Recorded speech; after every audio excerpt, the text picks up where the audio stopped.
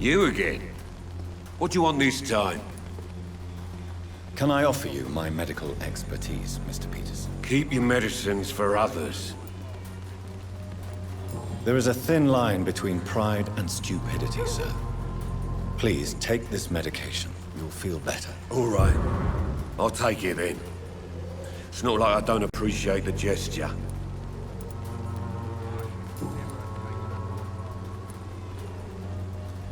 Harry doesn't seem happy living in Whitechapel. Why did you make him come here? I've always put my son's interests above everything else, whatever he may think. Our house is small but affordable. The walls are thin, but the door is solid. You really love your son, don't you, Mr. Peterson? He's my pride and joy. Even if he hates me for the choices I make and pushes me buttons more than he should. Since the criminal nature of your job means you could be arrested, are you not afraid of what would happen to your boy if you were? No one will ever take my son away from me. If that ever occurred, I'd hunt the bastard down and rip off his head with my bare hands. Do you have any regrets? Only one. Not to have my beloved wife by my side. She died when Harry was little. My sweet Jane. She gave the boy confidence. Why do you keep on working for the gang, Joe? You know it doesn't suit you. It's true, I hate this job. And I know I made some bad choices, but I'm a wet boot boy now. People won't forget it. You could leave tomorrow. Start another life in another town. That's easy for you to say, Doctor. We are poor. My son's weak. And there's no way he'll endure another disappointment.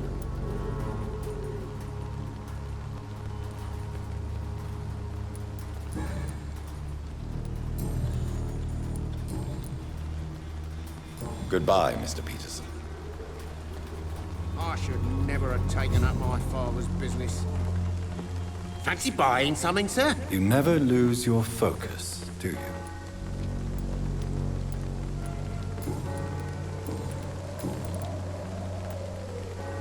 What do you know of Harry Peterson? The boy seems so fragile. Not like his father at all. Harry's a good boy, but he spends most of his time complaining. He's had it tough, all right, but he needs to grow a pair. What troubles him exactly? Well, despite being his father's son, almost everything, I think. He never wanted to come to Whitechapel in the first place. Hates this place more than most of us.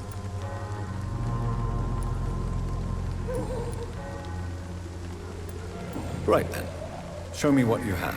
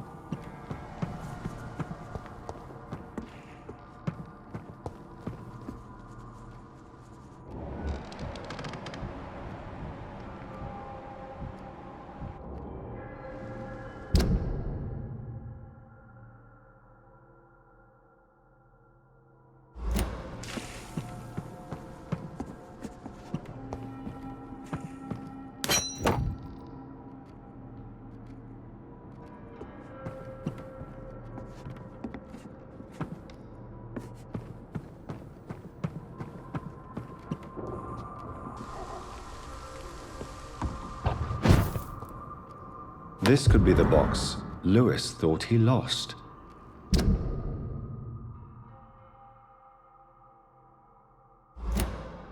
A love letter from Joe Peterson's wife, addressed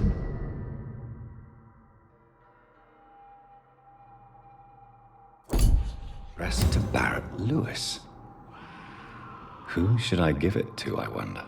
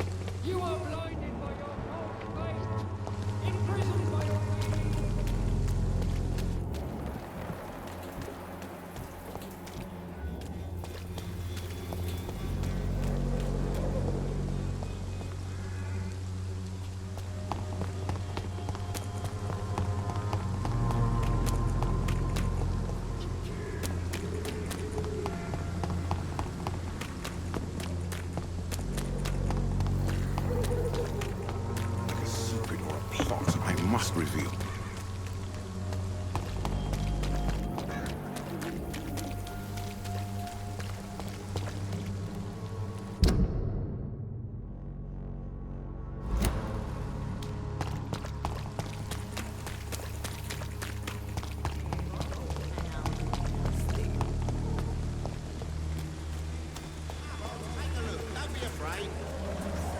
You again? What do you want this time?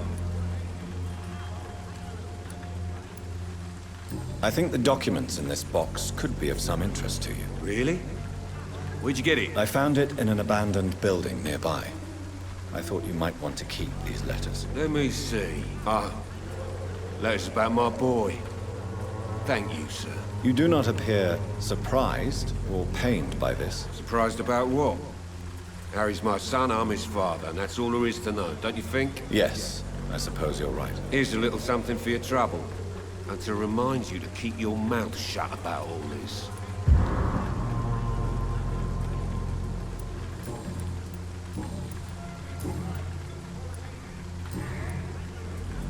Goodbye, Mr. Peterson. Cheap price, good quality. Come on, take a look. Don't be afraid. Fancy buying something, sir? You never lose your focus, do you?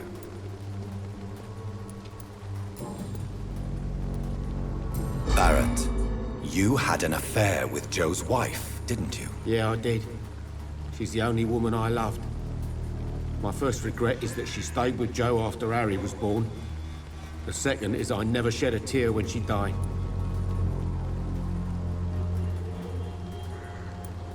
Did you ever try talking to Joe? Never. But I suspected he knew everything, even without knowing it. And he decided to make me pay in his own way. Do you mean you're Harry's father? No one will ever know for sure.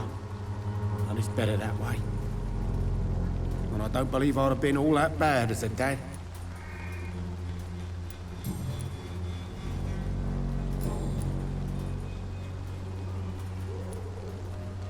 Right then. Show me what you have.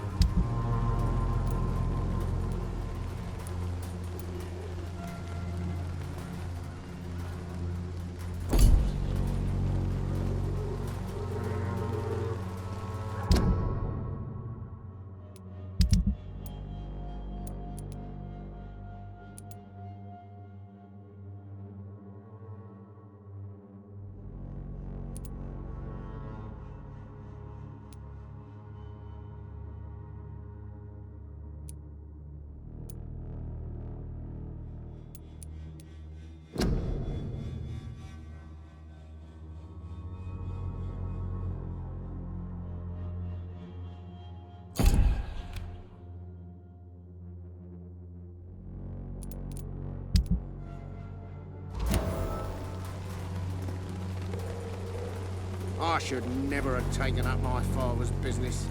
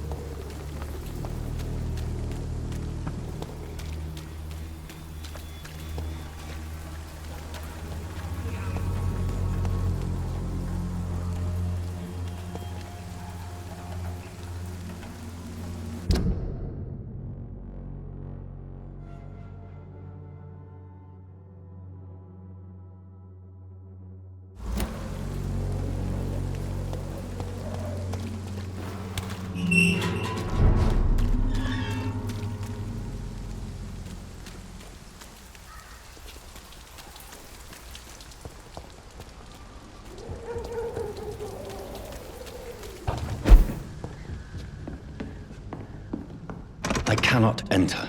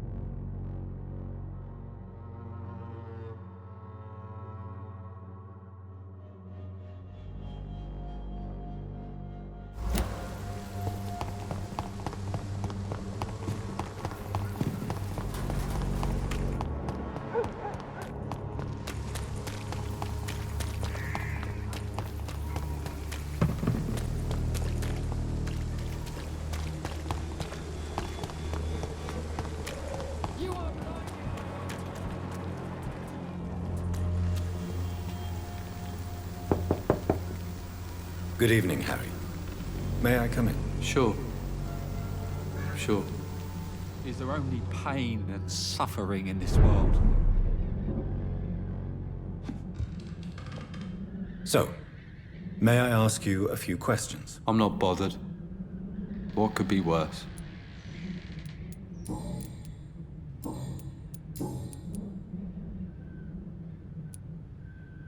Do you remember when Barrett Lewis was close to your family? To your mother? Not really. I was too young. But I remember it was a happier time. Mr. Lewis was funny. He often had dinner with us. Why are you sad then? Because it hurts to remember a time when my father used to laugh and smile. It hurts to realise he's as sad as me now. How was he towards you? He was nice, I guess. He never forgot my birthday. He always offered me books. I liked books. Would it ease tensions with your father if he got an honest job? Because he tried, you know. I can't say. I'd be glad if he dropped his thuggish activities, but I'm not sure it would be enough. Why is that? Sometimes I suspect it's me, Dr. Reid. Or it's this life. It's like I can't find my place. Goodbye, young man. Take care of yourself. Even my dreams are soaked with gloom.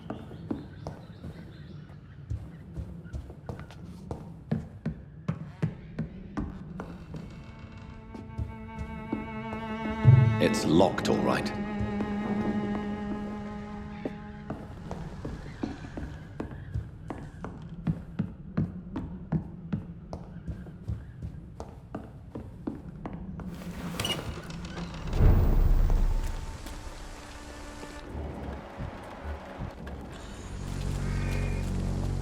I should never have taken up my father's business.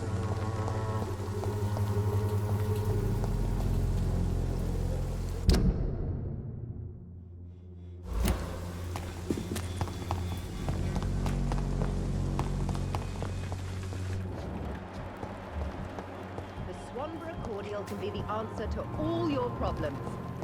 As long as you have the money.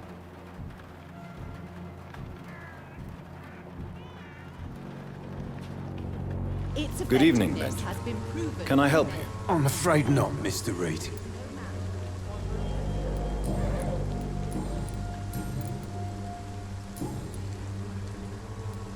When science fails you, this is here. You don't seem well, Benjamin. Do you need any help? I always feel ill, sir. It's like I'm never right.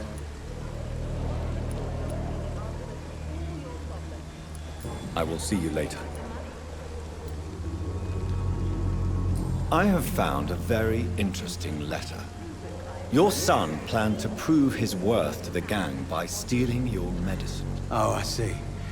So the little bugger thought he could use his dad to build a reputation. The gang's recruiter was dead when I found him. Perhaps you should take better care of your son. I love my Albert, sir. Believe me. It's just... Well, I'm an arsehole, I suppose. Anyway, thanks for the letter. This is for your trouble.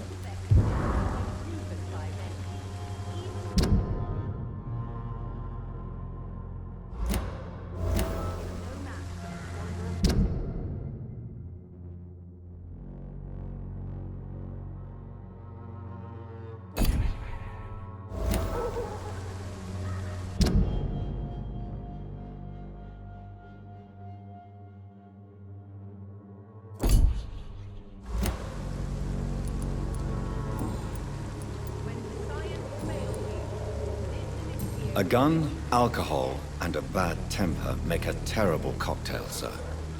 Goodbye for now. Swanborough cordial can be the answer to all your problems. As long as you have the money.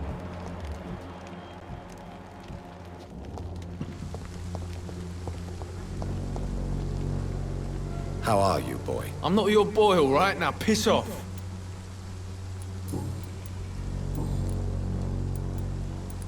Goodbye, young man.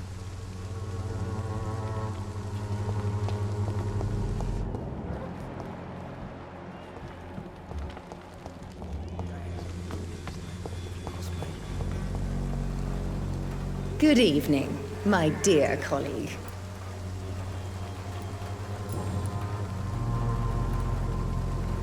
Loretta, your miraculous formula wouldn't even cure a common cold, and you know it. The Swanborough's cordial's secret ingredient is hope, Doctor. And it's something people around here really need. A placebo effect is real and has benefit. But in your case, you could be murdering your customers who may die because they are not receiving the necessary medical attention. Medical attention? In Whitechapel? Trust me, my cordial is the best option they have, since it is the only one.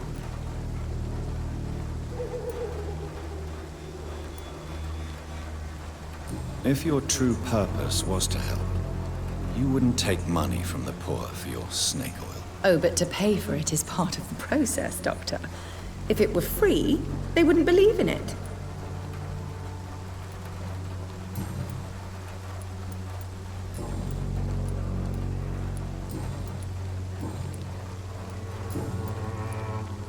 Have you any news on Nurse Crane and her dispensary? It seems her dispensary isn't so busy nowadays. Good thing for the Swanborough cordial.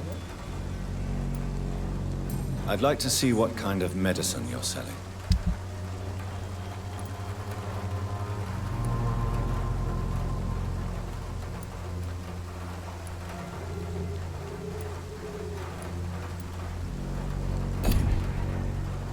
The Swanborough cordial can be the answer to all your problems.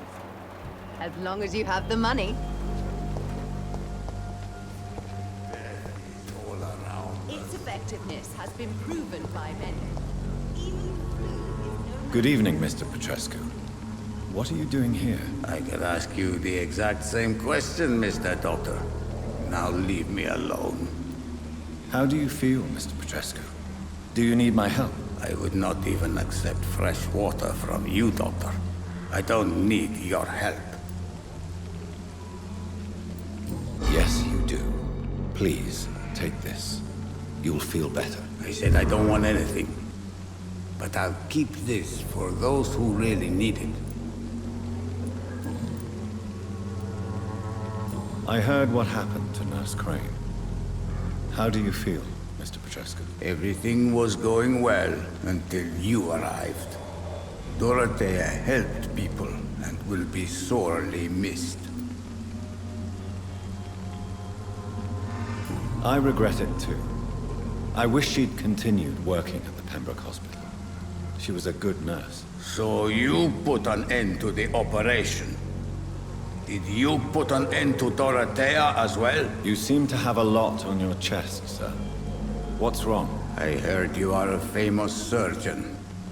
Tell me, what did you do to Dorothea? She was so bright, so clever. Then you made her an empty shell. I didn't use drugs or medical trickery, Mr. Petrescu. All I did was talk to Nurse Crane. I promise you. But what happened to her then? After you left, she did not even recognize me. Then she got careless and sick, and I had to flee. Tell me everything you know about Camellia, the mute florist. I do not believe in the afterlife, Doctor, but I'm almost convinced Camellia is an angel. She volunteered to give out our medical leaflets.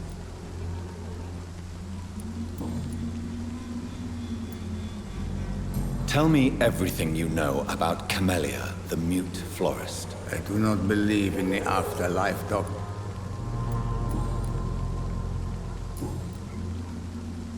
Goodbye, Mr. Petrescu.